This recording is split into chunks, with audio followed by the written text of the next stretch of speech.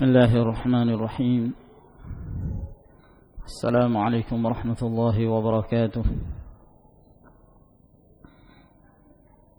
إن الحمد لله نحمده ونستعينه ونستغفره ونعوذ بالله من شرور أنفسنا ومن سيئات أعمالنا. من يهده الله فلا مضل له ومن يضلل فلا هادي له. وأشهد أن لا إله إلا الله وحده لا شريك له وأشهد أن محمدا عبده ورسوله صلى الله عليه وعلى آله وأصحابه ومن تبعهم بإحسان إلى يوم الدين. أما بعد، Ma'asyiral muslimin rahimakumullah.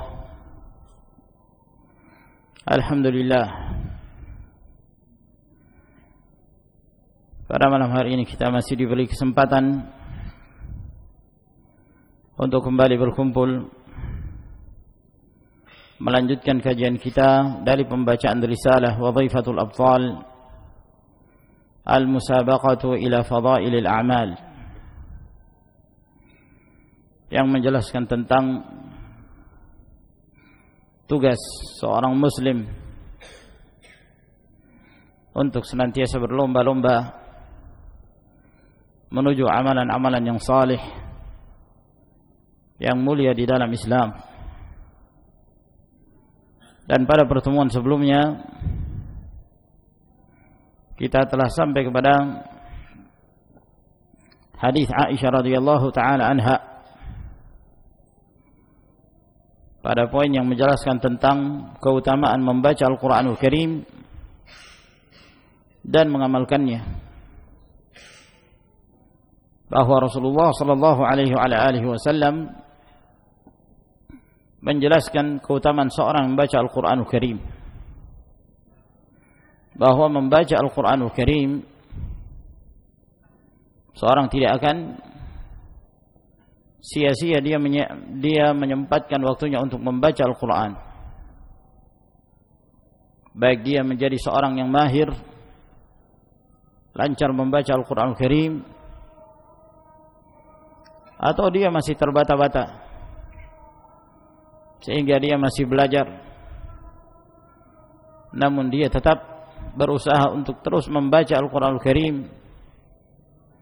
dan berusaha menyesuaikan dan membaca dengan bacaan yang benar. Masing-masing dari mereka akan mendapatkan keutamaan dari Allah Subhanahu wa taala, sehingga seorang yang membaca Al-Qur'an Al-Karim senantiasa berada dalam kebaikan, dan dia berada dalam melakukan hasanat. Satu huruf yang dibaca nilainya sama dengan satu kebaikan, dan satu kebaikan di dalam Islam nilainya 10 kebaikan, dan dilipat gandakan lagi menjadi 700 kali lipat. Man qara'a harfan min kitabillah falahu bihi hasanah wal hasanatu bi'ashri amsalha ila 700 dha'fin. La aqulu alif lam mim harfun walakin alifun harfun wa lamun harfun wa mimun harfun. Barang siapa yang membaca satu huruf dari kitabullah, maka dia mendapatkan satu kebaikan.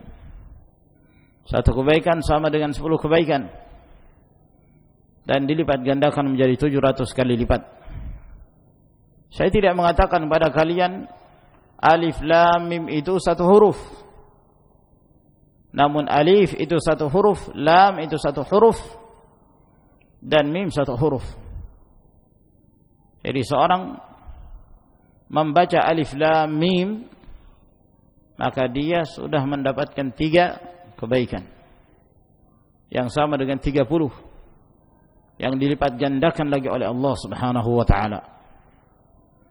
Demikian besarnya pahala yang Allah Subhanahu wa taala berikan bagi mereka yang senantiasa membaca Al-Qur'anul Karim.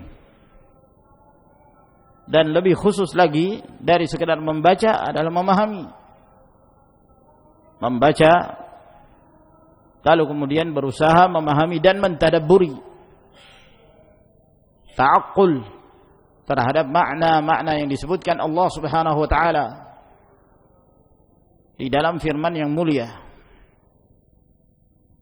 Sebab dengan itulah Allah Subhanahu wa taala menurunkan Al-Qur'anul Karim.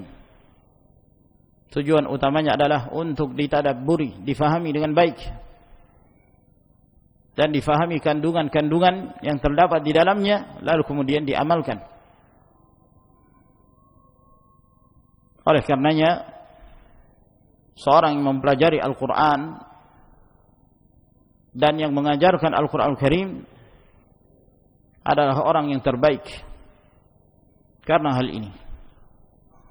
Dalam riwayat Al-Imam Al-Bukhari kata Nabi sallallahu alaihi wasallam, khairukum man ta'allama al-Qur'ana wa 'allamah. Yang terbaik di antara kalian adalah yang belajar Al-Qur'an dan yang mengajarkannya. Kemudian kita lanjutkan ke riwayat yang berikutnya, berkata Fadilatul Syekh Abu Nasr Muhammad bin Abdullah Al-Imam hafizahullah taala wa lafzul Bukhari, dan dalam lafaz Al-Imam Al-Bukhari disebutkan bahwa Nabi sallallahu alaihi wasallam bersabda, "Mathalul ladzi yaqra'ul Qur'an wa huwa hafizun lahu ma'as safaratil kiram." Perumpamaan seorang yang membaca Al-Qur'an Karim dan dia menghafalnya, maka dia dikumpulkan bersama dengan para malaikat yang mulia yang taat kepada Allah Subhanahu wa taala. Wa mathalul ladzi yaqra'u wa huwa yata'ahaduhu wa huwa 'alaihi syadidun falahu ajran. Dan perumpamaan orang yang membaca Al-Qur'anul Karim dalam keadaan dia berusaha membenarkan bacaannya dan dia merasakan kesulitan. Dia tidak menghafal dan dia tidak mahir ketika membaca Al-Qur'an Al-Karim, namun dia tetap berusaha untuk membacanya. Falahu ajran, maka dia mendapatkan 2 pahala. Pahala kesungguhan dia dalam membaca, pahala membaca dan pahala kesungguhannya. Dan dia berusaha untuk memerangi hawa nafsunya. Ya ma'asyiral ikhwah rahimakumullah, riwayat Al-Imam Al-Bukhari rahimahullah ta'ala ini mirip dengan riwayat sebelumnya dan maknanya kurang lebih sama, bahwa Allah Subhanahu wa ta'ala akan senantiasa memberikan balasan yang terbaik bagi seorang yang membaca Al-Qur'an Al-Karim. Ma'asyiral ikhwah rahimakumullah, dari sini menjelaskan kepada kita keutamaan membaca Al-Qur'an. Jadikan ada waktu kita dalam satu hari baca Al-Qur'anul Karim. Membaca yang kita mampu untuk kita membacanya, ayat per ayat, lembar demi lembar kita baca. Dan lebih afdal lagi apabila kita berusaha untuk memahami kandungan ayat-ayat Allah Subhanahu wa taala itu. Wa an Abi Umamah radhiyallahu taala anhu, dan dari Abu Umamah radhiyallahu anhu, maksudnya bahwa Rasulullah sallallahu alaihi wasallam bersabda. Ini sabda Rasulullah alaihi salatu wassalam. Iqra'ul Qur'an, hendaknya kalian membaca Al-Qur'anul Karim. Fa innahu ya'ti yaumal qiyamati syafi'an li ashabihi. Karena sesungguhnya bacaan Al-Qur'anul Karim itu akan datang pada hari kiamat memberi syafaat kepada orang-orang yang senantiasa membacanya. Rawahu Muslim, hadis ini diriwayatkan oleh Imam Muslim rahimahullah. Di dalam hadis ini juga menjelaskan tentang keutamaan membaca Al-Qur'anul Karim. Bahwa apa yang kita amalkan dari bacaan kita pada hari kiamat nanti akan memberi syafaat. Akan berusaha untuk menyelamatkan orang yang senantiasa membacanya ketika di dunia. Dan ini keutamaan yang besar, ma'asyiral muslimin rahimakumullah. Sebab hari kiamat, kehidupan akhirah tidak sama dengan kehidupan dunia. Seorang tidak akan mampu menebus dirinya dengan harta yang dia miliki.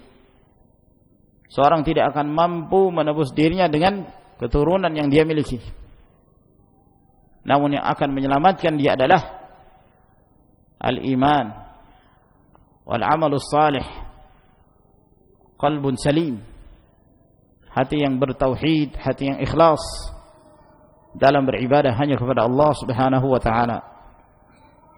Wa an Abdullah bin Amr radhiyallahu anhuma anin Nabi sallallahu alaihi wa ala alihi wasallam qala, dan dari Abdullah bin Amr radhiyallahu ta'ala anhuma, dari Nabi sallallahu alaihi wasallam, beliau bersabda, yuqalu li sahibil Qur'an, akan dikatakan kepada sahibul Qur'an. Yang dimaksud sahibul Qur'an adalah orang yang senantiasa membaca Al-Qur'anul Karim dan mengamalkannya. Bukan hanya sekedar membaca, namun yang membaca dan yang mengamalkannya.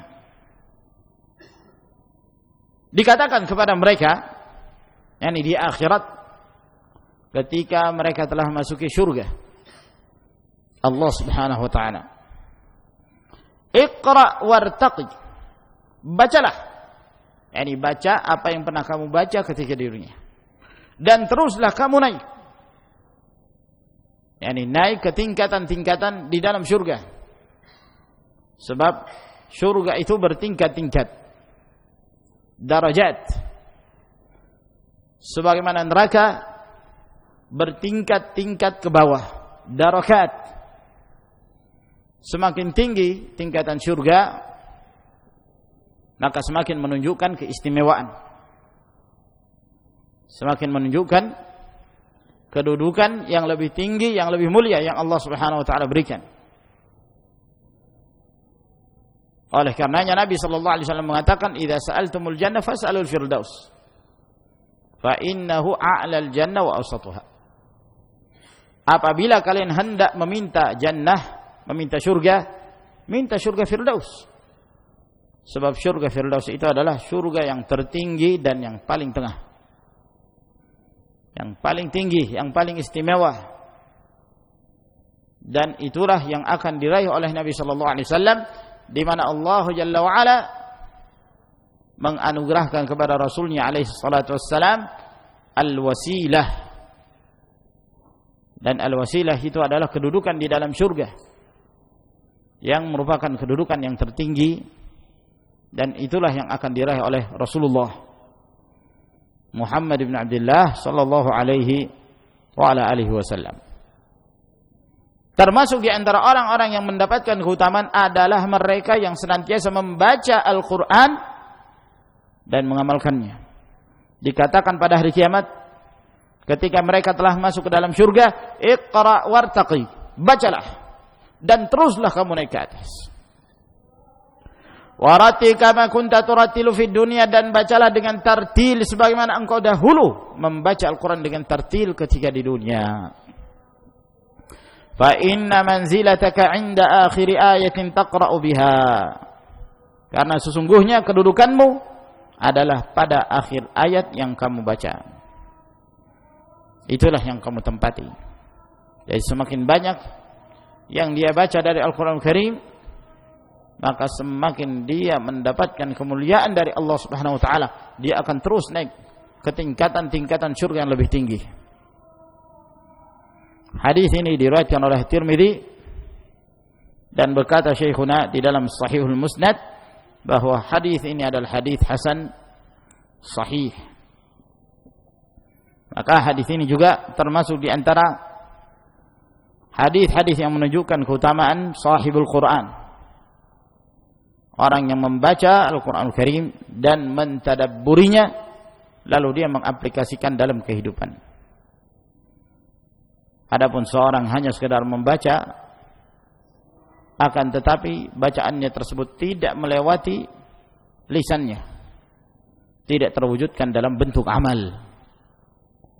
Dia membaca ayat-ayat riba, namun dia masih bermuamalah dengan cara riba. Dia membaca tentang ayat-ayat yang mengharamkan perbuatan-perbuatan yang diharamkan oleh Allah Subhanahu wa taala, namun dia masih terjatuh dalam perbuatan tersebut. Maka yang seperti ini, ma'asyarul ikhwah rahimakumullah, dikhawatirkan akan menjadi hujjah yang justru akan membinasakan orangnya.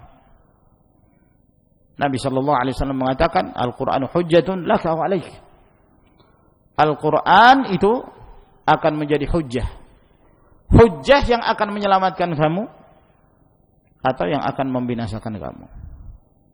Apabila engkau membaca lalu engkau mengamalkan, maka itulah yang akan menyelamatkan. Namun sebaliknya, dia membaca Al-Quran namun dia tidak mewujud nyatakan dalam kehidupan, maka tidak akan berarti dan akan membinasakan pemiliknya. Lalu beliau berkata, hafizahullah ta'ala, fadlu al-ijtima' ala qira'atil Quran, keutamaan berkumpul untuk membaca Al-Quranul Karim. Di sini juga beliau hendak menjelaskan keutamaan berhalaqah. Halaqah membaca Al-Quran, berijtima'. Misalnya 3 orang, 5 orang, 10 orang, mereka berhalaqah. Lalu salah satu di antara mereka membaca, yang lain menyimak. Maka ini termasuk amalan yang memiliki keutamaan, sebagaimana akan disebutkan nanti dalam hadis Abu Hurairah radhiyallahu taala anhu. Yang satu membaca dan yang lainnya menyimak. Dan begitulah cara kita membaca Al-Quran Karim dan cara kita berkumpul ketika membaca Al-Quran. Termasuk pula cara yang diperbolehkan, yaitu ketika mereka berkumpul 10 orang misalnya, yang satu membaca Al-Quran dari satu ayat sampai ayat tertentu, lalu selesai, pindah lagi, melanjutkan ke bacaan yang berikutnya, yang lain menyimak, dan begitu seterusnya. Maka yang demikian diperbolehkan. Akan tetapi yang tidak diperbolehkan adalah mereka berkumpul lalu membaca Al-Quran Karim dengan satu suara, bareng-bareng membaca Al-Quran secara berjamaah. Misalnya mereka membaca Al-Fatihah berbarengan, Al-Fatihah, sama-sama membaca surat Al-Fatihah, sama-sama membaca suratul Baqarah, sama-sama membaca Ali Imran, dan yang semisalnya. Maka ini bukan dari tuntunan Rasulullah sallallahu alaihi wasallam. Oleh karena itu, ketika Rasulullah SAW berkumpul dengan sebagian sahabat, ketika beliau berkumpul dengan sebagian sahabatnya, di antaranya Abdullah bin Mas'ud radhiyallahu anhu, maka beliau mengatakan, "Iqra' alayya al-Quran, bacakan Al-Quran kepadaku." Kata Ibnu Mas'ud, "Aqra' alayka wa ilayka unzil." Bagaimana aku akan membaca Al-Quran kepadamu sementara Al-Quran ini diturunkan kepadamu? Kata Nabi SAW, "Inni uhibbu an asma'ahu min ghairi." Aku senang mendengarkan bacaan Al-Quran itu dari selainku. Maka Ibnu Mas'ud pun membaca suratul Nisa. Terus didengarkan oleh Nabi SAW, disimak sampai kepada firman Allah Subhanahu wa taala, "Fa kaifa idza ji'na min kulli ummatin bi syahid wa ji'na bika 'ala haula'i syahida." Maka Nabi sallallahu alaihi wasallam mengatakan hasbuk. Hasbuk, sudah cukup. Lalu beliau menangis. Tidak mengakhiri dengan sadaqallahul azim. Dan itu bukan amalan yang disyariatkan. Merutinkan bacaan sadaqallahul azim setiap selesai membaca Al-Quran Al-Karim, tidak ada petunjuknya dari Nabi sallallahu alaihi wasallam. Jadi ma'asyiral ikhwah rahimakumullah, dari sini jelas bagi kita bahwa apa yang dilakukan oleh sebagian kaum muslimin, mereka berkumpul lalu membaca Al-Quran berbarengan dengan satu suara, maka ini bukan dari bimbingan Rasulullah alaihi salatu wassalam. An Abi Hurairah radhiyallahu taala anhu qala qala Rasulullah sallallahu alaihi wasallam. Dari Abu Hurairah radhiyallahu anhu beliau berkata, telah bersabda Rasulullah sallallahu alaihi wa alihi wasallam, "Wa majtama'a qaumun fi baitin min buyutillah yatluna kitaballah wa yatadarasunahu bainahum." Tidaklah berkumpul satu kaum di salah satu rumah dari rumah-rumah Allah Subhanahu wa taala. Mereka membaca kitabullah dan mereka saling ajar mengajar di antara mereka.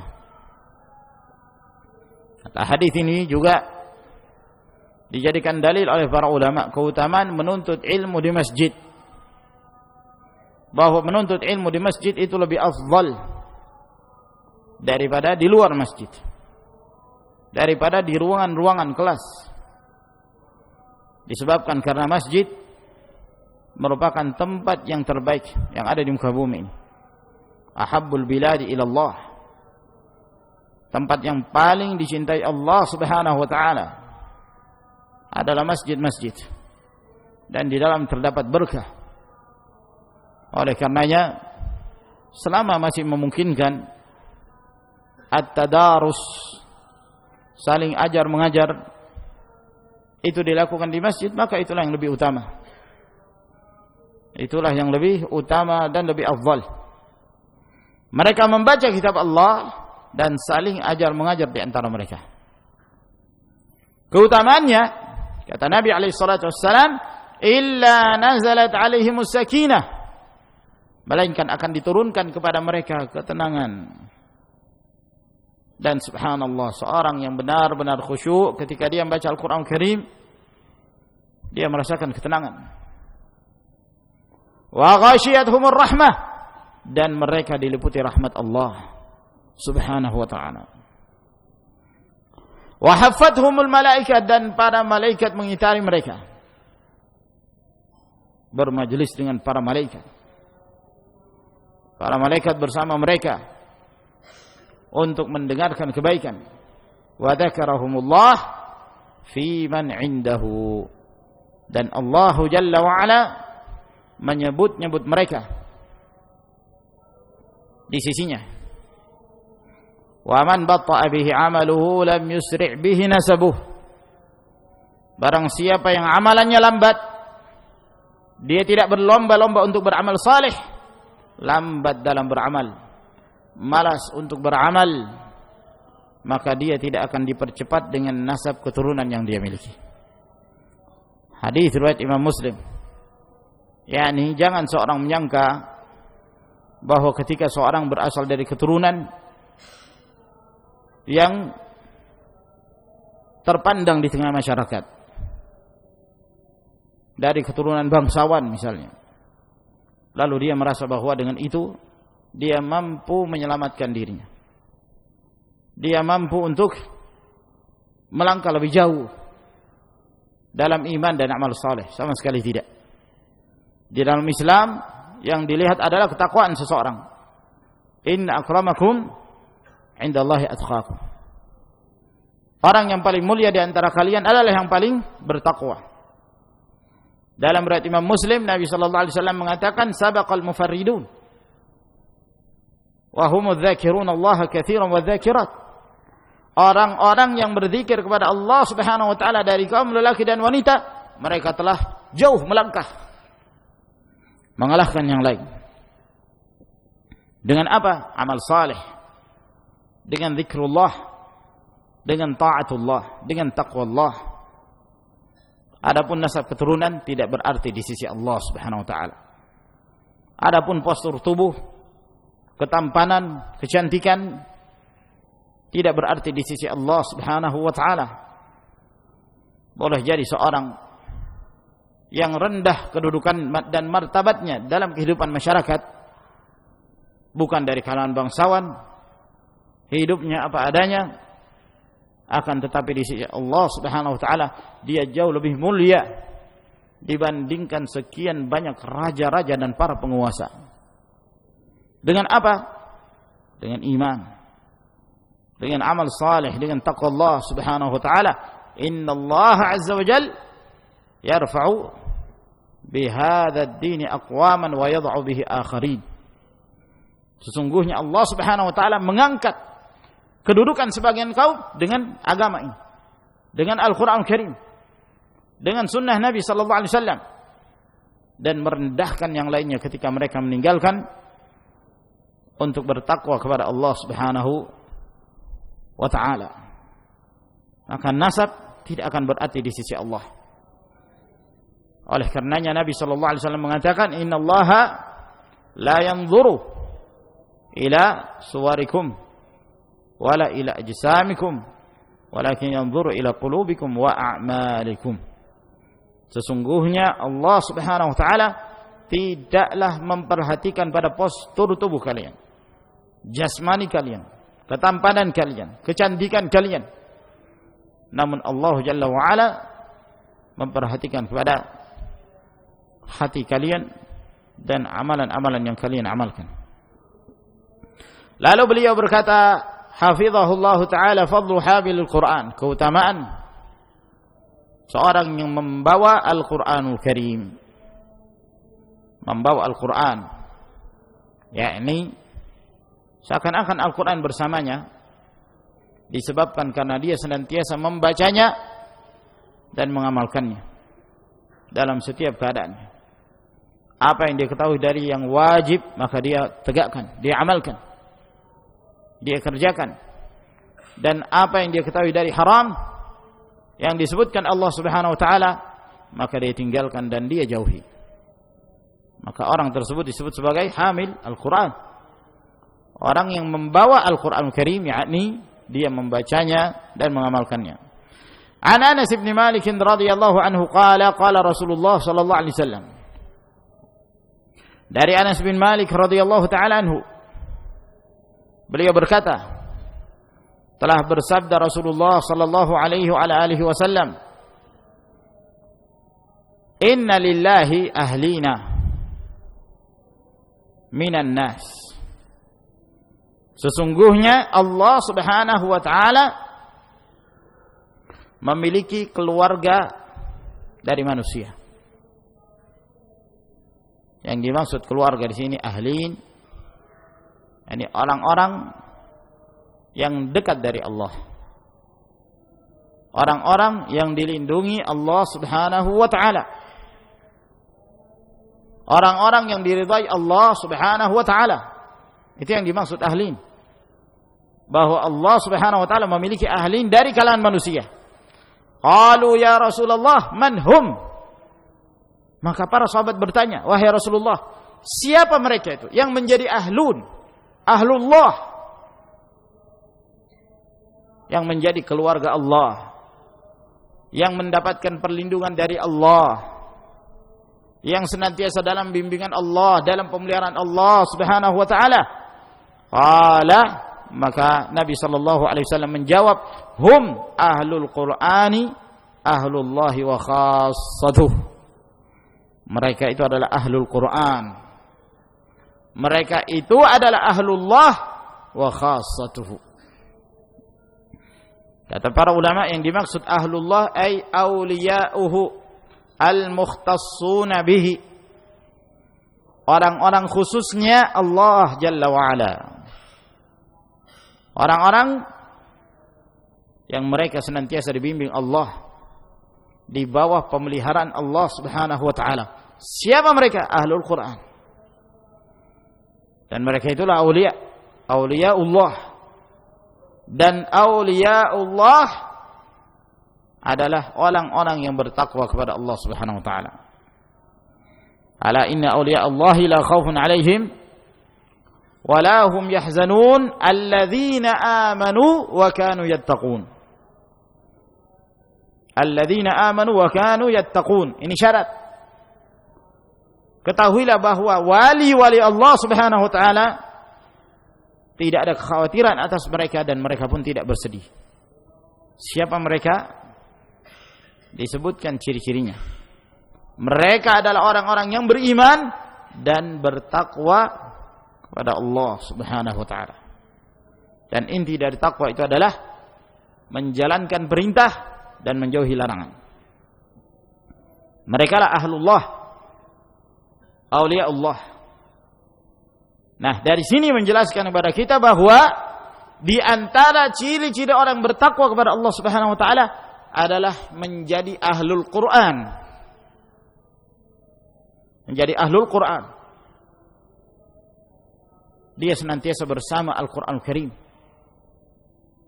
Dia membacanya, memahami kandungannya, mentadabburinya, lalu kemudian mengamalkannya. Afala yatadabbaruna Al-Quran am ala qulubin aqfaluha. Mengapa mereka tidak mentadabburi Al-Quran Karim? Ataukah hati-hati mereka telah terkunci, tidak mampu memahami Al-Quran, tidak memahami dan tidak mengamalkan isi Al-Quran Karim? Apakah hati-hati mereka itu telah terkunci sehingga tidak lagi mampu untuk menerima hidayah? Perhatikan di dalam ayat Allah Subhanahu wa taala ini, Allahu Jalla wa Ala mencela orang-orang yang tidak mentadabburi Al-Quran Karim. Masa bodoh dengan Al-Quran. Karena sebagian mereka memperhatikan Al-Quran hanya dari sisi bacaan.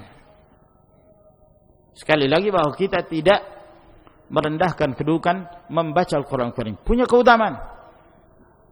Sebagaimana mempelajari Al-Quranul Karim, tata cara membacanya, mempelajari tajwid, makhraj huruf, mempelajari sifat-sifat huruf, termasuk amalan yang utama yang dianjurkan. Termasuk pula mempelajari qiraat, mempelajari qiraah yang diriwayatkan dari Nabi sallallahu alaihi wasallam melalui jalurnya para qurra, para ahli qiraah. Kita tidak mengingkari bahwa mempelajari hal itu jelas merupakan keutamaan. Namun jangan sampai kemudian seorang menyibukkan mempelajari hal tersebut lalu melalaikan dia untuk mempelajari ma'anil Quran, makna-makna yang terkandung di dalamnya. Sibuknya mempelajari lagu-lagu, sebagian berlebihan, sampai mereka mempelajari seperti seorang penyanyi yang belajar tarik suara. Nah, seperti itu keadaannya. Mereka mempelajari sampai subhanallah, takalluf, terlalu memaksa-maksakan diri. Gimana caranya seorang bisa bernafas dengan nafas yang panjang? Kalau nafasnya pendek bisa kedengaran panjang. Dengan cara mencuri nafas, gimana cara mencuri nafas? Ada ujiannya lagi, taruh lilin di depannya. Kalau lilin itu tidak mati, berarti menunjukkan dia sudah mampu mencuri nafas. Dia harus menguasai lagu ini, lagu itu, bayati, lagu apa lagi enggak. Subhanallah. Sibuknya masalah itu. Sehingga dia bisa tampil nanti dalam musabaqah tilawatul Quran, bisa ranking 1. Ya, mulai dari kabupaten terus meningkat. La haula wala quwata illa billah. Kalau menjadikan Al-Quran hanya tujuannya untuk mencari hal-hal yang seperti ini, mencari popularitas agar bisa tampil di hadapan umum. Naam. Maka ini masyaallah rahimakumullah telah keluar dari tujuan utama diturunkannya Al-Quran Karim. Tadabbur, mentadabburi Al-Quran. Yang anehnya sebagian mereka subhanallah, yang menunjukkan jahilnya mereka dengan makna-makna Al-Quran Karim, mereka membaca apa yang mereka baca dari ayat Allah, sementara ayat itu sedang membantah si pembacanya, sedang menasihati pembacanya. Dalam keadaan membaca ini tidak peduli, tidak memperhatikan. Nah, seorang wanita membaca tentang ayat jilbab misalnya, ya ayyuhan nabi qul li azwajika wa banatika wa nisa'il mu'minin yudnina 'alaihinna min jalabibihin dzalika adna ay yu'rafna fala yu'dzain.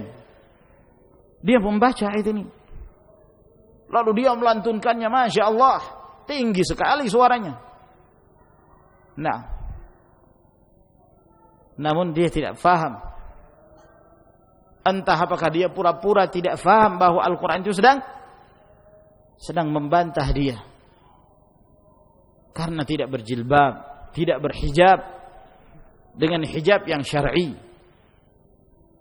Ma'asyiral ikhwah rahimakumullah, ini semua adalah merupakan bentuk-bentuk mukhalafat, disebabkan karena tidak mentadabburi Al-Quran Al-Karim, tidak memahami dan tidak mengaplikasikan dalam kehidupan. Padahal itulah tujuan utama.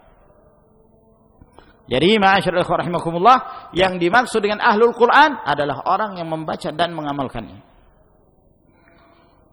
Hadis ini diriwayatkan oleh Ibnu Majah dan disahihkan oleh Syekhuna Al-Wadi'i rahimahullah taala. Yang berikutnya, qiraatu khawatimil Baqarah kulla lailah. Membaca ayat-ayat penutup dalam suratul Baqarah setiap malam. An Abi Mas'ud radhiyallahu ta'ala anhu qala an-nabiy sallallahu alaihi wa alihi wasallam, kata Nabi sallallahu alaihi wasallam, man qara'a bil ayatain min akhir suratil Baqarah fi lailatin kafatah. Barang siapa yang membaca dua ayat dari akhir suratul Baqarah dalam satu malam, maka kedua ayat yang dia baca itu sudah mencukupi dia. Rawahul Bukhari wa Muslim. Hadis ini diriwayatkan oleh Bukhari dan Muslim. Dalam hadis ini menjelaskan keutamaan membaca dua ayat penutup dari suratul Baqarah. Subhanallah, ringan. Namun banyak dari manusia yang melalaikan. Dalam keadaan Nabi sallallahu alaihi wasallam mengatakan, barang siapa yang membaca dua ayat ini, kafatah, jika dia membacanya pada setiap malam, maka itu sudah mencukupinya. Sebagian para ulama mengatakan yang dimaksud dengan mencukupi, yakni mencukupi dia dari berbagai hal-hal yang membuatnya tercelah. Artinya kalau dia sudah membaca dua ayat ini setiap malam, maka dia tidak lagi dicela. Apabila dia istirahat, silahkan dia beristirahat, sebab dia tidak lagi tercela dengan hal-hal yang lain yang mungkin dia melalaikan yang lainnya. Kalau dia sudah membaca dua ayat ini, mencukupi. Sebagian para ulama juga menjelaskan bahwa yang dimaksud dengan mencukupi, di mana setiap muslim merupakan hak bagi dia untuk mengkhatamkan Al-Quranul Karim setiap malam. Seharusnya, dalam artian suatu yang semestinya, ada bagian dari bacaan Al-Quranul Karim, maka dia membaca Al-Quranul Karim setiap malam. Seharusnya demikian, dengan bacaan yang banyak. Kalau perlu dia mengkhatamkan. Akan tetapi di antara rahmat Allah Subhanahu wa taala, di mana Allah Jalla wa Ala menjadikan bagi hamba-hambanya amalan yang ringan namun memiliki bobot yang berat. Amalan yang sederhana, hanya dua ayat yang dibaca, maka mencukupi dia telah mewakili dari membaca yang lainnya. Yang jelas hadis ini tentu menunjukkan keutamaan membaca Al-Quran Al-Karim. Sebagian juga ada yang menjelaskan bahwa yang dimaksud dengan mencukupinya ini mencukupi dari penjagaan, bahwa dia akan dipelihara oleh Allah, dia akan dijaga oleh Allah Subhanahu wa taala. Fadlul Baqarah wa Ali Imran, keutamaan membaca suratul Baqarah dan Ali Imran. An Abi Umamah Al-Bahili radhiyallahu anhu qala, dari Abu Umamah Al-Bahili radhiyallahu ta'ala beliau berkata, sami'tu Rasulullah sallallahu alaihi wasallam yaqul, aku mendengarkan Rasulullah sallallahu alaihi wasallam bersabda, Iqra'ul Qur'an fa innahu ya'ti yaumal qiyamati syafi'an li ashabi. Hendaknya kalian membaca Al-Qur'an karena sesungguhnya bacaan Al-Qur'an itu akan datang pada hari kiamat untuk memberi syafaat kepada pemiliknya. Iqra'u Az-Zahrawaini. Hendaknya kalian membaca Az-Zahrawain. Dua surah yang bersinar. Dari kata zahrah, bunga itu dalam bahasa Arab disebut zahrah, ya, karena biasanya bunga itu menunjukkan sesuatu yang menyegarkan. Nah, Az-Zahrawain, dua surah yang bersinar. Apakah yang dimaksud dengan bersinar disebabkan karena dua surah ini akan membimbing orang yang membacanya sehingga dia senantiasa berjalan di atas hidayah Allah Subhanahu wa taala. Kedua surah ini akan membimbing pembacanya apabila dia membaca dan mentadabburinya. Atau yang kedua, bahwa surah ini, suratul Baqarah dan surah Al-Imran, akan bersinar, yakni akan menyebabkan menjadi cahaya baginya pada hari kiamat, yang menunjukkan kemuliaan yang Allah Jalla wa'ala berikan pada seorang yang rutin membaca kedua surah ini. Fa innahuma ta'tiyani yaumal qiyamah ka'annahuma ghamamatan aw ka'annahuma ghayayatan. Karena sesungguhnya kedua surah ini, yakni bacaan seorang hamba ketika dia membaca Al-Baqarah dan Ali Imran, maka keduanya akan datang nanti pada hari kiamat seperti awan yang tebal, yakni yang akan melindungi orang yang membacanya tersebut. Au ka'annahuma firqani min tairin sawaf, atau seakan-akan bacaan Al-Baqarah dan Ali Imran tersebut seperti dua kelompok burung yang berbaris. Dua kelompok burung yang berbaris. Nah, yang terus berada di atas pemiliknya. Tuhajani an ashabihima, yang keduanya akan berhujjah untuk menyelamatkan pemiliknya yang senantiasa membacanya dan mengamalkannya. Ini jelas menunjukkan keutamaan, ya, membaca suratul Baqarah dan surah Ali Imran. Dengan keutamaan yang besar ini, ma'asyiral muslimin rahimakumullah, namun kita tidak pernah mendengarkan di kalangan kaum muslimin membuat acara Baqarahan atau Ali Imranan, yang ada yasinan. Sementara hadis-hadis yang menjelaskan secara khusus tentang keutamaan surah Yasin butuh pengecekan lebih lanjut, ya. Nah, butuh penelitian. Kebanyakan hadis-hadis dhaif. Nah, kita tidak merendahkan kedudukan surat Yasin, sebab surat Yasin juga termasuk di antara keutamaan membaca surat Yasin, sebagaimana keutamaan membaca surah-surah yang lainnya. Namun kalau kita berbicara tentang penyebutan keutamaan surah yang sifatnya khusus yang disebutkan oleh Nabi sallallahu alaihi wasallam, di antaranya Al-Baqarah, Ali Imran. Nah, namun kebanyakan kaum muslimin tidak memperhatikan. Yang diperhatikan surah Yasin.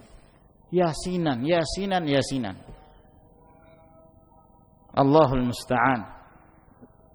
Sampai-sampai Al-Quran pun sudah mulai diringkas Ya. Ringkasan Al-Qur'an, mukhtasar Al-Qur'an.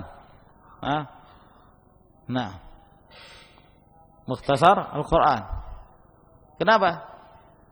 Yang ada di tangannya hanya surah Yasin saja. Nah, yang dia baca setiap saat hanya surah Yasin. Sekali lagi bahwa kita tidak merendahkan kedudukan surat Yasin, karena itu termasuk di antara surah dalam Al-Qur'an Al-Karim yang juga firman Allah Subhanahu wa taala. Namun mengkhususkannya dalam acara-acara tertentu dan menjadikan itu sebagai rutinitas, ini membutuhkan dalil. Kalau tidak ada dalil, ya maka bukan dari petunjuk dan bimbingan Nabi sallallahu alaihi wasallam.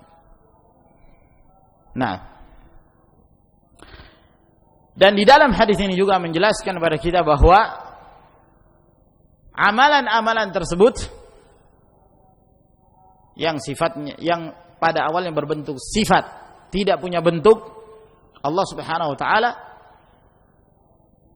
menjadikannya berbentuk. Ya. Seperti bacaan suratul Baqarah, bacaan surah Al-Imran, kan tidak ada bentuknya.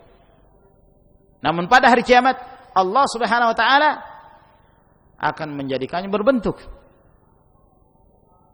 Ya. Maka ini menunjukkan bahwa terkadang ada sesuatu yang sifatnya tidak berbentuk menjadi sesuatu yang berbentuk, berjasad. Sampai disebutkan seperti awan tebal, seperti kumpulan burung, yaitu bacaan seorang muslim ketika dia membaca surat Al-Baqarah atau surat Al-Imran. Demikian pula ketika Nabi sallallahu alaihi wasallam dalam hadis yang panjang menjelaskan tentang fitnah kubur. Apabila seorang mukmin, maka dia akan ditemani seorang yang tampan, yang gagah, yang membawa harum, ya, bau yang sangat harum. Ya. Maka dia mengatakan, siapa kamu ini yang mendatangkan kebaikan, bau yang harum? Maka dia mengatakan, aku adalah amalanmu yang saleh. Namun kalau orang itu buruk, maka yang datang kepadanya adalah bau yang busuk, yang jelek, rupa yang jelek. Nah, dan itu adalah amalannya yang buruk. Iqra'u surat Al-Baqarah, hendaknya kalian membaca suratul Baqarah. Fa inna akhdaha barakah wa tarkaha hasrah wa la yastati'uha al-batlah. Hendaknya kalian baca suratul Baqarah karena sesungguhnya mengambilnya itu berkah, kebaikan yang melimpah, dan meninggalkannya adalah penyesalan. Coba, sampai disebutkan oleh Nabi sallallahu alaihi wasallam meninggalkan membaca suratul Baqarah penyesalan. Sekali lagi, tidak pernah kita mendengarkan mereka membaca Baqarahan, ada acara Baqarahan. Ya, padahal dari sisi keutamaan jelas disebutkan keutamaannya. Dan Nabi sallallahu alaihi wasallam juga menganjurkan untuk membaca suratul Baqarah di rumah-rumah. Fa inna syaitan yanfiru minal bait alladzi tuqra'u fihi suratul Baqarah, karena syaitan itu akan lari dari rumah yang dibacakan padanya suratul Baqarah.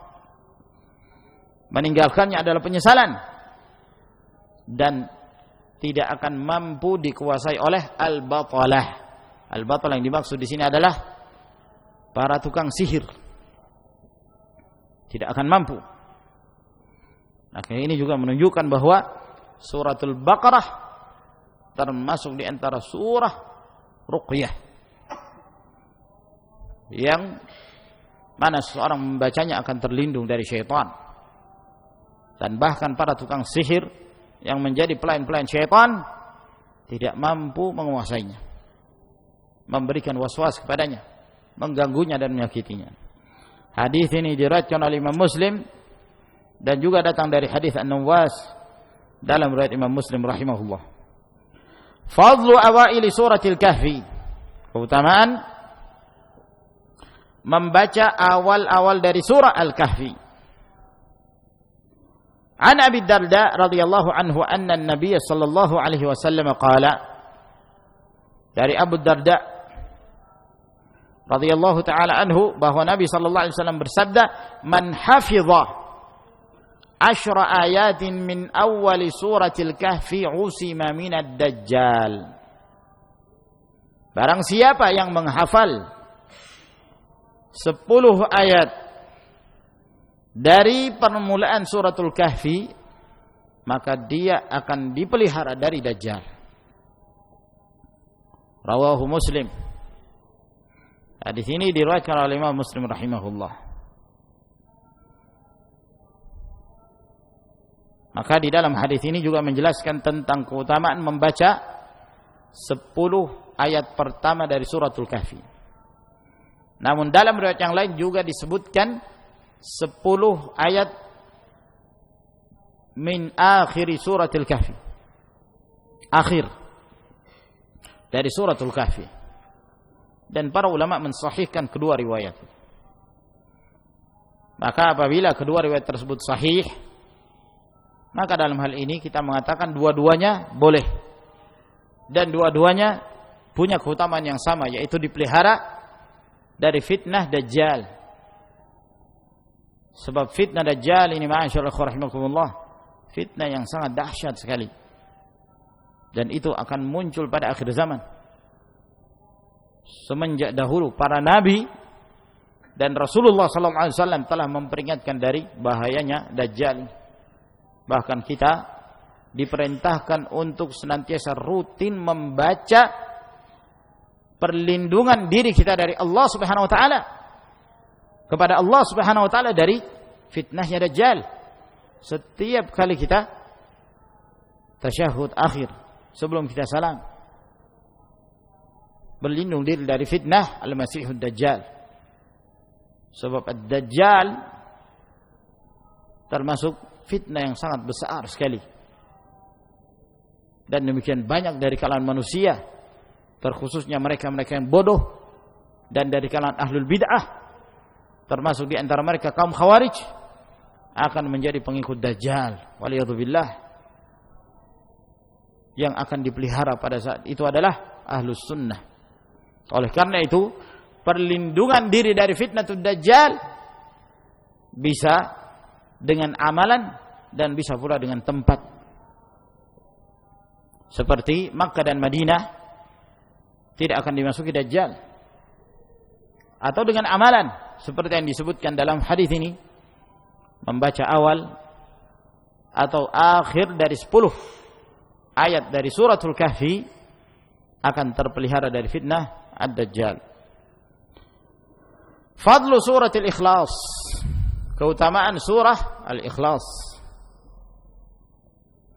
An Abi Hurairah radhiyallahu ta'ala anhu qala qala Rasulullah sallallahu alaihi wasallam, dari Abu Hurairah radhiyallahu ta'ala anhu,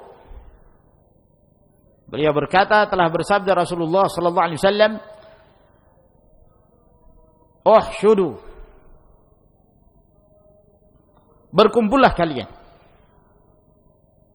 fa inni sa'aqra'u 'alaikum thulutsal Qur'an, karena aku akan membacakan pada kalian sepertiga Al-Qur'an.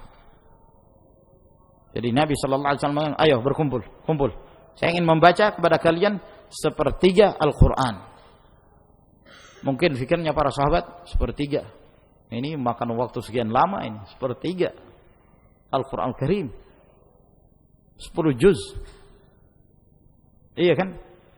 10 juz. Nah, coba dipraktekkan. Mulai dari ba'dal isya baca 10 juz dengan bacaan tartil, tidak terlalu cepat dan tidak terlalu lambat. Kira-kira sampai jam berapa itu? Nah, ini subhanallah lama. Maka Nabi sallallahu alaihi wasallam mengatakan, ayo berkumpul, saya ingin membaca sepertiga Al-Qur'an pada kalian. Fa hasyada man hasyad, maka berkumpullah yang berkumpul dari para sahabat. Nah, lihat para sahabat, subhanallah. Ketika Nabi sallallahu alaihi wasallam memerintahkan mereka ayo berkumpul, mereka kemudian tidak berpikir, ya, otaknya apa, tak jalan akalnya, lalu mengatakan, waduh, sepertiga kelamaan. Mending pulang tidur atau yang semisalnya. Lah, Nabi sallallahu alaihi wasallam memerintahkan mereka segera berkumpul. Thumma kharaja Nabiullah sallallahu alaihi wasallam, Lalu setelah itu keluarlah Nabi Allah sallallahu alaihi wasallam, faqara'a, lalu beliau membaca qul huwallahu ahad Allahus samad lam yalid wa lam yulad wa lam yakul lahu kufuwan ahad. Tsumma dakhal, lalu beliau masuk lagi. Lalu Nabi sallallahu alaihi wasallam masuk lagi ke rumahnya. Nah, faqala ba'duna li ba'dhin, maka sebagian kami berkata kepada sebagian yang lain, inni ara hadza khabaran ja'ahu minas sama. Menurut saya mungkin beliau masuk ini karena ada berita dari langit yang datang. Ya, ini maksudnya mereka masih tetap berkumpul untuk menunggu bacaan yang berikutnya sampai sepertiga Al-Qur'an.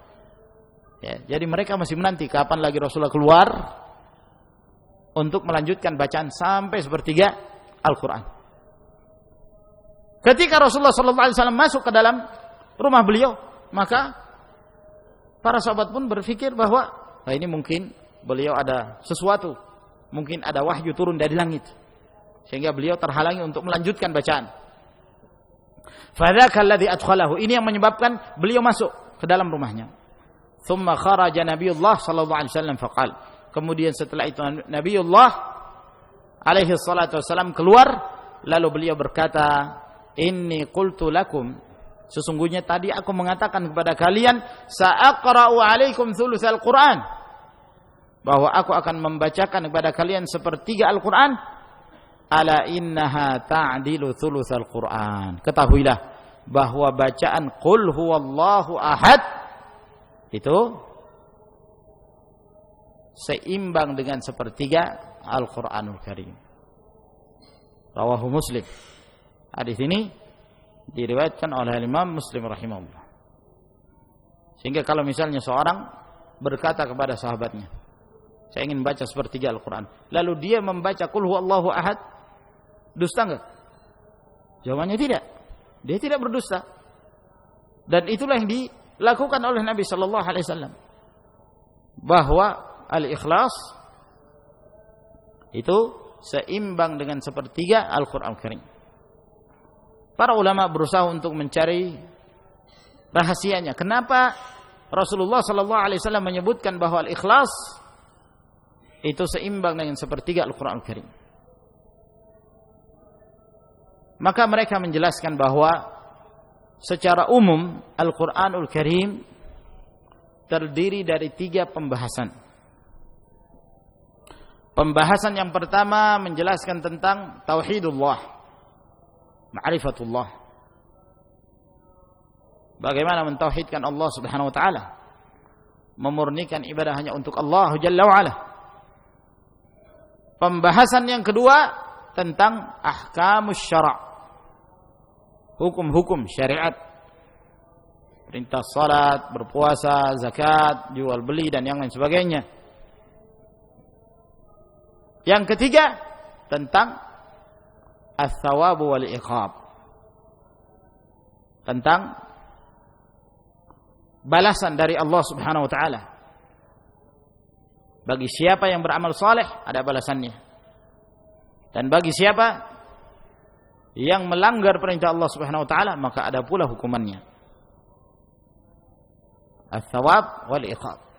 Maka ketika suratul Ikhlas ini membahas murni menjelaskan tentang ma'rifatullah, siapa yang ingin mengenal Allah Subhanahu wa taala, qul huwallahu ahad Allahus samad, Allah itu ahad, yang menunjukkan al-ahadiyah lillah azza wajalla, satu-satunya yang disembah, tidak ada sekutu baginya.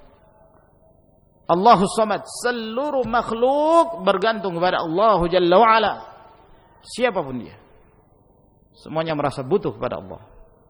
Lam yalid wa lam yulad wa lam yakul lahu kufuwan ahad. Allah itu tidak melahirkan, tidak punya anak, dan tidak pula dilahirkan, tidak punya orang tua. Dan Allah Subhanahu wa taala tidak ada satupun yang menyerupainya. Sebab Allah Jalla wa'ala satu-satunya. Dialah yang menciptakan, dialah yang memberi rezeki, dialah yang mengatur, maka dialah yang wajib untuk disembah. Dan hanya dialah yang memiliki sifat-sifat kesempurnaan yang tidak ada kekurangannya dari sisi manapun. Hadis yang kita bacakan tadi diriwayatkan oleh Imam Muslim rahimahullah. An Abi Darda radhiyallahu anhu, anin Nabi sallallahu alaihi wasallam qala, "Aya'jizu ahadukum an yaqra'a fi lailatin thulutsal Qur'an?" Apakah lemah salah seorang kalian untuk membaca dalam satu malam sepertiga Al-Qur'an? Kalau para sahabat bertanya, "Wa kaifa yaqra'u thulutsal Qur'an?" Gimana cara membaca thulutsal Qur'an? Sepertiga Al-Qur'an itu. Qala, "Qul huwallahu ahad ta'dilu thulutsal Qur'an." Qul huwallahu ahad itu seimbang dengan sepertiga Al-Qur'anul Karim, menyamai sepertiga Al-Qur'anul Karim. Hadis ini diriwayatkan oleh Imam Muslim rahimahullahu taala. Saya kira sampai di sini insyaallah yang kita bacakan dari risalah yang sangat bermanfaat. Semoga Allah Subhanahu wa taala memberi faedah dari apa yang kita baca. Sini ada pertanyaan, untuk berlomba-lomba dan perbanyak ibadah, bagaimanakah cara untuk membagi waktu yang tepat bagi seorang yang telah berkeluarga, memiliki anak kecil dan mencari nafkah sepanjang siang tanpa melewatkan keutamaan ibadah dan belajar? Mohon penjelasan. Ma'asyiral ikhwah rahimakumullah. Tentu dalam hal kesempatan masing-masing punya waktu yang berbeda antara satu dengan yang lain. Kesempatan yang diberikan pada seorang yang belum berkeluarga tentu berbeda dengan seorang yang telah berkeluarga. Akan tetapi sangat memungkinkan bagi seorang untuk membagi waktunya. Ketika seorang itu belum berkeluarga, maka manfaatkan. Jangan sampai dia menelantarkan masa-masa ketika dia belum berkeluarga, menelantarkan masa-masa emas baginya untuk menambah ilmu, talabul ilm. Sebab ketika seorang masih sendiri, ya, atau istilahnya bujang, masih membujang, ini konsentrasi lebih terarah kepada ilmu, sehingga seorang sangat memungkinkan untuk lebih mendapatkan faedah yang lebih besar, lebih banyak dibandingkan seorang telah berkeluarga. Maka sebelum datang waktu seorang itu akan menyesali dirinya, maka manfaatkan masa sebelum seorang masuki jenjang pernikahan itu. Adapun setelah seorang menikah dan setelah seorang memiliki keturunan, punya anak, dia harus mengurusi anak dan yang semisalnya, ma'asyiral ikhwah rahimakumullah, memungkinkan bagi dia untuk membagi waktu. Dia berusaha membagi waktunya dengan baik. Dan itulah yang dilakukan oleh para sahabat. Mereka mencari nafkah, namun mereka tidak menelantarkan yang namanya thalabul ilm. Jangan sampai seorang dia menyibukkan diri dengan dunia dari pagi sampai malam, sibuk dengan dunia, ya, dia pulang ke rumahnya tinggal istirahat, besoknya berangkat lagi terus dengan dunia. Dia lupa dengan halaqah ilmu, lupa dengan pengajian. Dikhawatirkan orang yang seperti ini maghrur, tertipu dengan kehidupannya. Nah, dan waliyadzubillah, orang yang terbiasa dengan kehidupan dunianya lalu tidak mengisinya dengan menghadiri majelis-majelis ilmu, pengajian, ya, sangat mudah untuk keras hatinya. Dan seorang yang memiliki kekerasan hati waliyadzubillah itu sangat mudah terpengaruh dengan hal-hal yang sifatnya duniawi, dipengaruhi syaitan, senang dengan kehidupan dunia, ta'ajub dengan kehidupan dunia, khawatir dengan kemiskinan, khawatir dengan keturunannya, ya. Berbeda dengan seorang yang mereka selalu mengisi, membasahi hatinya dengan zikrullah, membasahi hatinya dengan nasihat-nasihat, akan selalu terarah, ya. Akan ada waktu-waktu dia selalu mengingat akhirat. Ketika ada penyimpangan, ada kelalaian, akan selalu teringat. Oleh karena itu, ma'asyiral ikhwah rahimakumullah, kalau kita mengatakan memungkinkan membagi waktu, sangat mungkin. Para sahabat sibuk-sibuknya mereka dalam mencari nafkah, mereka tetap masih menyempatkan diri untuk mendatangi Rasulullah sallallahu alaihi wasallam. Dalam hadis yang diriwayatkan oleh Imam Al-Bukhari, Umar bin Khattab bergantian dengan seorang Ansar mendatangi Rasulullah sallallahu alaihi wasallam. Kalau hari ini Umar yang mencari nafkah, maka Ansar ini yang datang kepada Nabi sallallahu alaihi wasallam menimba ilmu, dan begitulah setiap hari terus mereka bergantian. Maka ma'asyiral ikhwah rahimakumullah, tertib, tanzimul waqt penting. Mengatur waktu. Misalnya kita bekerja dari jam sekian sampai jam sekian, sempatkan. Sampai sore misalnya jam 4, jam 5 sore dia bekerja. Sempatkan ada waktu meskipun sesaat. Naam. Menghadiri majelis ilmu. Minimal antara maghrib dan isya. Alhamdulillah khususnya di kota kita ini, alhamdulillah ta'lim maghrib isya rutin. Minimal. Nah, mampu lebih dari itu, sisihkan waktu untuk sejenak, setengah jam belajar ilmu-ilmu yang sifatnya ilmu alat, bahasa Arab, ya. Ya, yang dasar-dasar kaifa haluk, alhamdulillah bi khair, min aina anta dan seterusnya. Yang dasar-dasar alhamdulillah. Minimal ada usaha bagi kita untuk kita pelajari. Wah, tapi saya sudah setahun masih jilid 1 terus. Ya enggak apa-apa. Ya. Insyaallah pahala. Insyaallah ada pahala yang akan diraih. Nah, sabar dalam menghadapi itu semua. Nah, ahabbul amali ila Allah jalla wa ala adwamuha wa in qal. Amalan yang paling dicintai Allah itu yang berkesinambungan meskipun sedikit, ya. Satu hari satu mufradat yang dihafal, alhamdulillah, ya, daripada sehari 5 lembar, sebulan sudah enggak pernah lagi tutup buku, selesai belajar. Nah, tamat. Maka ma'asyiral ikhwah rahimakumullah, sempatkan diri kita, ada waktu untuk belajar. Karena itu sangat bermanfaat bagi hati kita, membersihkan hati kita, membasahi hati kita dengan zikrullah subhanahu wa ta'ala. Sampai di sini insyaallah. Wa akhiru da'wana alhamdulillahirabbil alamin. Assalamualaikum warahmatullahi wabarakatuh.